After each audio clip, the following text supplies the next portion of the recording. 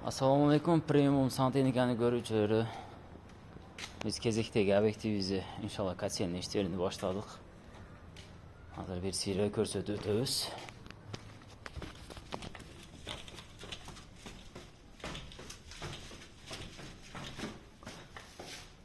Мынакей бул эмелерди коюп,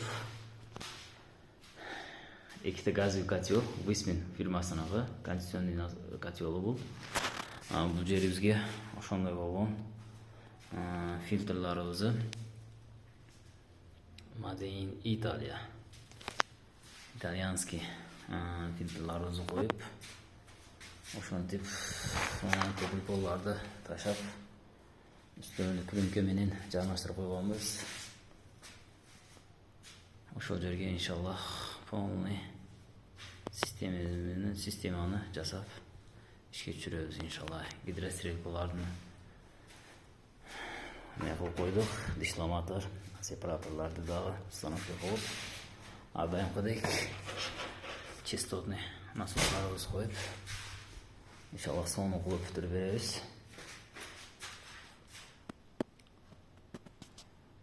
Дымоходторубуз бар. Турбаларыбыз потолоктон түшүп, гидрострелкага түшөт. Бул жерибизде дренажный ямабыз бар. Бул жерге 200 литрлик косинный бойлерибиз коябыз иншалла. Ошондой иштерибиз кимге кызык болсо, бизге катталып, подписка басып, комментарий жазып кетиңиздер.